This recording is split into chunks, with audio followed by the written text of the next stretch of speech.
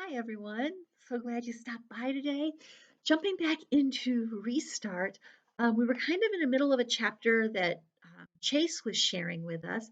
And in this chapter, his dad was telling him that he's found this other sports medicine doctor, and he's thinking this guy is going to allow Chase to get back into football. We're not sure if that's a good idea or not. So here we go. Moving on. Bear snatches the pass out of the air, hugs the ball close to his body, and executes a lightning spin move around a lady pushing a baby carriage on a sidewalk. Watch it, she barks as the startled baby begins to scream. Sorry, I shout over my shoulder as we continue along Portland Street, tossing the ball between the three of us. I'm not back on the team yet, but no one said I couldn't play a friendly game of catch as we make our way to the community service. The friendly part is just for us. It doesn't include our fellow pedestrians who run for their lives when they see us coming. Hey, cut it out. Watch where you're going. That's my head you almost took off. A 10-year-old kid lets loose a string of obscenities when we knock him off his bike. You kiss your mother with that mouth? Aaron crows gleefully. Laughing, I haul the kid and his bike upright and turn back just in time to see the ball screaming at my face. At the last second, I reach up and pick it out of the air. Not bad, I think to myself. Maybe I really am the star everyone says I am, or says I used to be. Aaron and Bear are all power and no finesse. Aaron's even kind of a butterfingers. He's constantly running into the road after the bouncing ball amid squealing brakes and honks of outrage. But I seem to have some real skills and what Dad would call good hands. Great catch, Ambrose, Aaron bellows. Now you see how much the Hurricanes need you. I grin, but I don't tell them of the appointment Dad's going to set up with Dr. Niles. I don't want them celebrating something that might not happen if the new doctor doesn't clear me to play. But he's going to. I can feel it. When we get to the Portland Street residence, I spy Shoshana just stepping into the front door. Luckily, Aaron's looking the other way, and I throw Bear a bullet pass to make sure he doesn't see her. It wouldn't be easy to explain to those guys that she and I are working together.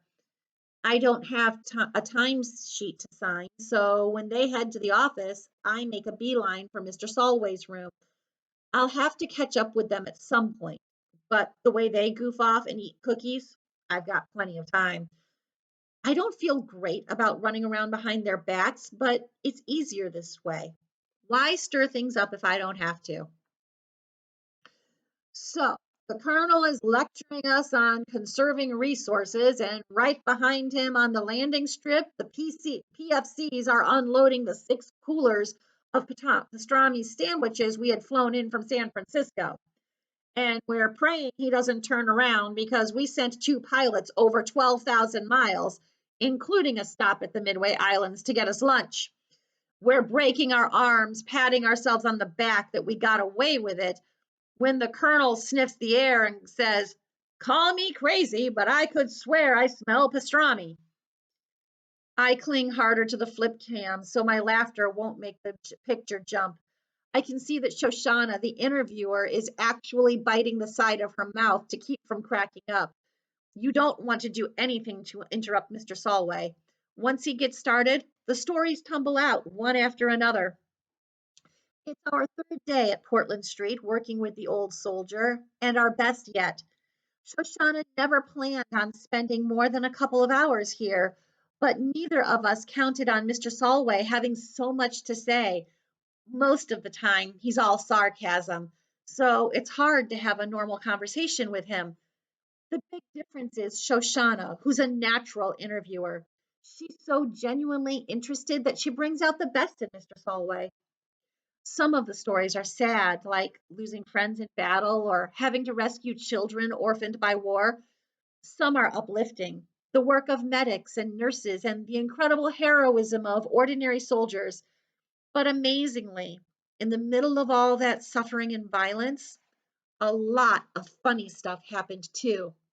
like the pastrami incident, or the time General MacArthur's laundry was sent to their post by mistake and they used his silk boxers to put as party hats on New Year's Eve.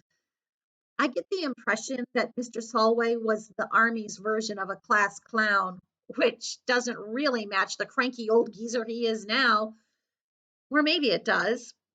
I think of his mistrust of authority figures like doctors and administrators. He saw almost as many of those during the war as he does today in assisted living. After he took out that tank, he spent 5 weeks in the hospital. He was nearly court martialed for running an illegal gambling operation. He filled empty IV bags with helium and took bets on balloon races. While he's telling it to Shoshana, he's roaring with laughter. His fake face is pink from the joy of the memory. I had $50 on the hot water bottle. That was a lot of money in those days. And this crazy Texan threw a hypodermic needle like a dart, and it brought me down 3 feet shy of the finish line. I've never been so mad at anybody in my life, but I paid up. At least I was going to until the MPs raided the game, party poopers. Engrossed in the story, I nearly missed the twin gasps from the hall. I glance over my shoulder to spy Aaron and Bear standing in the doorway, staring with bewilderment. Busted. Whew, those two are not going to take kindly to this situation. But the talk with Mr. Solway reminds me, oh yeah, veterans, if you can get them talking about the fun stuff they've done, they usually have some great stories. Those guys need those fun stories and the comic relief to help them through the ugly that they're going through.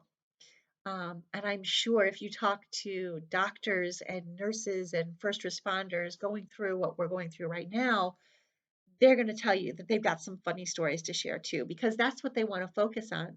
It's how they take care of themselves. Anyway, hopefully you're building some funny memories that you can share to remember all of this that we're going through. So, you guys have a great afternoon. Stay safe and healthy. Continue to be kind to one another. I'll see you next time.